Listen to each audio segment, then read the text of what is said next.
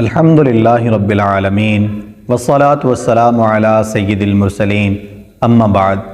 پچھلی ویڈیو میں ہم نے مقتدی بننے کی شرائط سنی، یعنی اقتداء کی شرائط سنی۔ آج ہم نماز کی سنتوں کے بارے میں سنیں گے، نماز میں کیا کیا چیز سنت ہے۔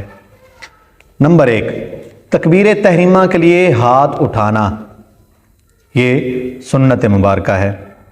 نمبر 2، ہاتھوں کی انگلیاں اپنے حال پر چھوڑنا، یعنی نہ بالکل ملی ہوئی ہوں نہ ہی زیادہ کشادہ ہوں، بلکہ جتنا نارمل ہاتھ کھل سکتا ہے اتنا کھولنا۔ جس طرح یہ کھل گیا ہے، اب نہ یہ زیادہ ایسے ہے نہ زیادہ بند ہے، اپنی حالت پر ہے کہ نارمل انداز میں اتنی کھل گئی۔ نمبر 3، ہتھیلیوں اور انگلیوں کے پیٹ کا قبلہ رو ہونا، ہتھیلی بھی اور انگلیاں بھی، ان کا قبلہ رو ہونا یہ ضروری ہے، یعنی بالکل سیدھی رہیں۔ کچھ لوگ تکبیر کرتے ہیں تو ایسے کر لیتے ہیں، نہیں، اب یہ نہ اس کا پیٹ قبلہ کی طرف ہے انگلیوں کا، نہ ہی ہتھیلی کا۔ کیا کرنا ہے، یہ سامنے والی جگہ یہ ساری قبلہ رو ہونی چاہیے۔ تو اس کا طریقہ کار کیا ہے کہ یہ اس طرح ہونی چاہیے، بالکل سیدھا۔ نمبر 4، بوقت تکبیر سر نہ جھکائے۔ کئی لوگ سر جھکا لیتے ہیں، اللہ اکبر، نہیں، بلکہ سر بھی سیدھا رکھنا ہے، انگلیاں بھی اپنی حالت پر رکھنی ہیں، اور تسلی کے ساتھ ان کا پیٹ قبلہ کی طرف ہو تو یوں تکبیر کہنی ہے، سر نہیں جھکانا، ایسے بالکل نہیں کر لینا، بلکہ سر بھی بالکل سیدھا رکھنا ہے۔ نمبر 5، تکبیر سے پہلے ہاتھ اٹھانا، تکبیر سے پہلے ہاتھ اٹھانا، یعنی پہلے ہاتھ اٹھانے ہیں پھر تکبیر کہنی ہے۔ یہ نہیں کہ اللہ اکبر، ایسے نہیں، بلکہ پہلے ہاتھ اٹھا کر کانوں تک لگائیں گے پھر تکبیر کہیں گے اللہ اکبر۔ یوں ہی تکبیر قنوت اور تکبیرات عیدین میں کانوں تک ہاتھ لے جانے کے بعد تکبیر کہے، اور ان کے علاوہ کسی جگہ نماز میں ہاتھ اٹھانا سنت نہیں۔ یہ ہم نے پہلے بھی ویڈیو میں، رفع یدین والی ویڈیو میں ہم نے سنا کہ صرف تکبیر تحریمہ میں ہاتھ اٹھانا سنت ہے، اس کے علاوہ سنت نہیں ہے، یعنی رکوع میں جاتے ہوئے، سجدے میں جاتے ہوئے، رکوع سے اٹھتے ہوئے یہ سنت نہیں ہے کہ بندہ ہاتھ اٹھائے۔ مسئلہ، اگر تکبیر کہہ لی اور ہاتھ نہ اٹھایا تو اب نہ اٹھائے، اور اللہ اکبر پورا کہنے سے پیشتر یاد آ گیا، یعنی پہلے یاد آ گیا تو اٹھائے، اور اگر موضع مسنون تک ممکن نہ ہو تو جہاں تک ہو سکے اٹھائے۔ پہلے بات تو یہ کہ پہلے ہاتھ اٹھانے ہیں اس کے بعد تکبیر کہنی ہے، لیکن اگر کسی نے یہ کہہ دیا اللہ اکبر، ابھی اکبر پورا نہیں ہوا تو اٹھا سکتا ہے، جہاں تک اٹھتے ہیں اٹھائے، اور اکبر کہتے ہی اپنے ہاتھ باندھ لے۔ یوں نہ ہو کہ اللہ اکبر اس کے بعد ہاتھ باندھے، ایسا نہیں کرنا۔ مسئلہ، عورت کے لیے سنت یہ ہے کہ مونڈوں تک ہاتھ اٹھائے، مرد کے لیے سنت ہے کہ کانوں تک ہاتھ اٹھائے، عورت کے لیے ہے کہ یہ اپنے دونوں کندھے جو ہیں اس کے یہاں تک ہاتھ اٹھائے۔ مسئلہ، کوئی شخص ایک ہی ہاتھ اٹھا سکتا ہے تو ایک ہی اٹھائے، اور اگر ہاتھ موضع مسنون سے زیادہ کرے جب ہی اٹھتا ہے تو اٹھائے۔ ایک ہی بندے کا ہاتھ صحیح ہے، دوسرا شل ہو گیا ہے یا بیماری کی وجہ سے اٹھ نہیں رہا، تو جتنا جو ہاتھ اٹھتا ہے وہی ہاتھ اٹھا لے، اور جس طرح اٹھ سکتا ہو ویسا اٹھا لے۔ نمبر 9، امام کا بلند آواز سے اللہ اکبر کہنا، جو امام ہے وہ بلند آواز سے اللہ اکبر کہے، یہ سنت ہے۔ اور نمبر 10، سمع اللہ لمن حمدہ، یہ بھی بلند آواز سے کہے۔ اور نمبر 11، سلام کہنا، جس قدر بلند آواز کی حاجت ہو اس قدر بلند آواز سے سلام کہنا، یعنی السلام علیکم ورحمۃ اللہ، یہ بھی سنت ہے، بلند آواز سے سنت ہے۔ اگر کوئی اپنی نماز پڑھ رہا ہے تو اس نے تو آہستہ ہی پڑھنا ہے، لیکن اگر امام ہے تو امام کو یہ ساری باتیں بلند آواز سے کہنی ہیں۔ مسئلہ، امام کو تکبیر تحریمہ اور تکبیرات انتقال سب میں جہر مسنون ہے۔ تکبیر تحریمہ اور تکبیرات انتقالات، یعنی جب نماز شروع کرنی ہے اللہ اکبر کہنا ہے تو بھی امام جو ہے وہ اونچی آواز سے اللہ اکبر کہے گا، یہ سنت ہے۔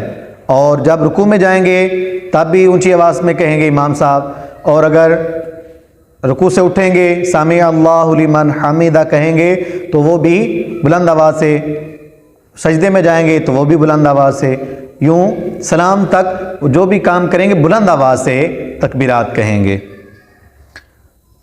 مسئلہ، اگر امام کی تکبیر کی آواز تمام مقتدیوں کو نہیں پہنچتی تو بہتر ہے کہ کوئی مقتدی بھی بلند آواز سے تکبیر کہے کہ نماز شروع ہونے اور انتقالات کا حال سب کو معلوم ہو جائے، اور بلا ضرورت مکروہ اور بدعت ہے۔ اگر ضرورت نہیں، امام صاحب کی آواز سب کو پہنچ رہی ہے تو پھر کوئی بھی مقتدی بلند آواز سے تکبیر نہ کہے۔ لیکن اگر زیادہ بڑی مسجد ہے یا زیادہ جگہ ہے جہاں تک امام صاحب کی آواز نہیں پہنچتی تو کیا کرے؟ کوئی ایک نمازی جس کو ان معاملات کا مسائل کا پتہ ہو وہ بھی بلند آواز سے تکبیر کہتا جائے۔ مسئلہ، تکبیر تحریمہ سے اگر تحریمہ مقصود نہ ہو بلکہ محض اعلان مقصود ہو تو نماز ہی نہ ہوگی۔ یوں ہونا چاہیے کہ نفس تکبیر سے تحریمہ مقصود ہو اور جہر سے اعلان، یوں ہی آواز پہنچانے والے کو قصد کرنا چاہیے۔ اگر اس نے فقط آواز پہنچانے کا قصد کیا تو نہ اس کی نماز ہوئی نہ اس کی جو اس کی آواز پر تکبیر تحریمہ باندھے گا۔ اور علاوہ تکبیر تحریمہ کے اور تکبیرات یا سمع اللہ لمن حمیدہ یا ربنا ولک الحمد میں اگر محض اعلان کا قصد ہو تو نماز فاسد نہ ہوگی، البتہ مکروہ ہوگی کہ ترک سنت ہے۔ جب شروع کرنی ہے نماز، تکبیر تحریمہ کہنی ہے، اللہ اکبر کہنا ہے، اس وقت صرف یہ مقصود نہ ہو کہ میں ان تک آواز پہنچا رہا ہوں، بلکہ یہ مقصود ہو کہ میں نماز شروع کر رہا ہوں، اس لیے میں اللہ اکبر کہہ رہا ہوں۔ اگر کسی نے یہ نیت رکھی کہ میری آواز میں اس لیے بلند آواز سے کہہ رہا ہوں کہ پیچھے والوں تک آواز پہنچ جائے، صرف اعلان کی صورت میں یا آواز پہنچانے کی صورت میں، تو اس کی اپنی نماز بھی نہ ہوگی اور دوسروں کی بھی نہیں ہوگی۔ جب اپنی نہیں ہو تو دوسروں کی کیسے ہوگی؟ یا اسی طرح جو وہ پیچھے نمازی تھا جس نے بلند آواز سے تکبیر کہنی تھی، اس نے بھی اگر یہ نیت رکھی کہ میں بلند آواز سے اس لیے کہہ رہا ہوں تاکہ سب کو پتہ چل جائے، تو اس صورت میں اس کی اپنی نماز بھی نہیں ہوگی۔ نیت کیا کرنی ہے کہ میں اس سے نماز شروع کر رہا ہوں، اللہ اکبر سے نماز شروع کر رہا ہوں، پھر نماز ہوگی ورنہ نہیں۔ ہاں، دوسری جو تکبیراتی انتقالات ہیں وہاں پر اگر اعلان کی نیت بھی کرے گا تو نماز ہو جائے گی، لیکن یہ سنت کے خلاف ہے۔ مسئلہ، مکبر کو چاہیے کہ اس جگہ سے تکبیر کہے جہاں سے لوگوں کو اس کی حاجت ہے، پہلی یا دوسری صف میں جہاں تک امام کی آواز بلا تکلف پہنچتی ہے، یہاں سے تکبیر کہنے کا کیا فائدہ؟ نیز یہ بہت ضروری ہے کہ امام کی آواز کے ساتھ تکبیر کہے۔ امام کے کہہ لینے کے بعد تکبیر کہنے والوں سے لوگوں کو دھوکہ لگے گا۔